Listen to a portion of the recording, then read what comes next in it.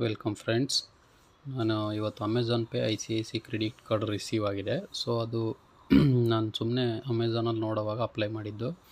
So ಇದರಲ್ಲಿ Amazon prime ಮೆಂಬರ್ಸ್ಗೆ 5% cash back ಮತ್ತು Amazon ಬಯರ್ಸ್ಗೆ 3% cash back ಮತ್ತು ಇನ್ನು ಕೆಲವು ಕಡೆ 2% ಕ್ಯಾಶ್ ಬ್ಯಾಕು ಮತ್ತು ಪರ್ಚೇಸ್ ಕೆಲವೊಂದು ಕಡೆ ಮಾಡಿದರೆ 1% ಕ್ಯಾಶ್ ಬ್ಯಾಕ್ ಇರುತ್ತೆ. ಸೊ ಇದು ಫುಲ್ಲಿ ಬಂದು free, life time free credit card. Joining fees ಇಲ್ಲ, ಆ್ಯನ್ಯಲ್ ಫೀಸ್ ಇಲ್ಲ. ಸೊ ಬೇಕಾದ್ರೆ ತೊಗೋಬೋದು. ಸೊ ನಿಮ್ಮದು ಕ್ರೆಡಿಟ್ ಸ್ಕೋರ್ ಚೆನ್ನಾಗಿದ್ದರೆ ಕೊಟ್ಬಿಡ್ತಾರೆ ಬೇಗ. ಇದು ನಾನು ಅಪ್ಲೈ ಮಾಡಿ 2 ಡೇಸ್ಗೆ ರಿಸೀವ್ ಆಗಿದೆ. ಸೊ ಇದು ಯಾವ ಥರ ಅಂದರೆ ಈ ಫ್ಲಿಪ್ಕಾರ್ಟ್ದು ಬರುತ್ತೆ.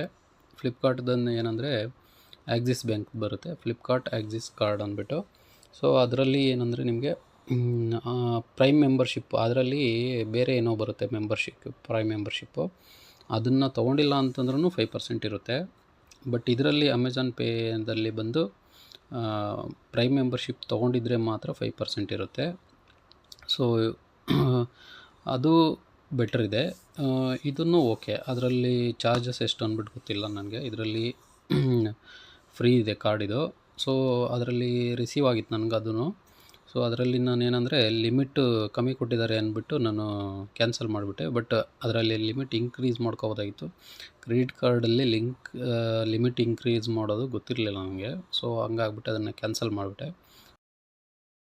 ಸೊ ನೀವು ಕ್ರೆಡಿಟ್ ಕಾರ್ಡ್ ತೊಗೊಂಡ್ರೆ ತುಂಬ ರೆಸ್ಪಾನ್ಸಿಬಿಲಿಟಿಯಿಂದ ಯೂಸ್ ಮಾಡಬೇಕಾಗುತ್ತೆ. ಏಕೆಂದರೆ ಇದು ಒಂದು ಸರಿ ಯೂಸ್ ಮಾಡೋವಾಗ ನಿಮಗೆ ತುಂಬ ಚೆನ್ನಾಗಿ ಅನಿಸುತ್ತೆ, ಆದರೆ ಬಿಲ್ ಕಟ್ಟೋವಾಗ ಇರೋದು.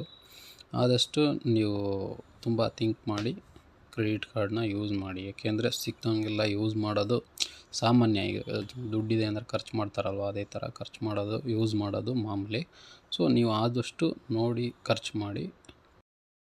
ಬಿಲ್ಸ್ ಸರಿಯಾಗಿ ಕಟ್ಟಲಿಲ್ಲ ಅಂದರೆ ತುಂಬ ಪ್ರಾಬ್ಲಮ್ ಆಗುತ್ತೆ, ಸಿಬಿಲ್ ಸ್ಕೋರ್ ಎಲ್ಲ ಡೌನ್ ಆಗುತ್ತೆ.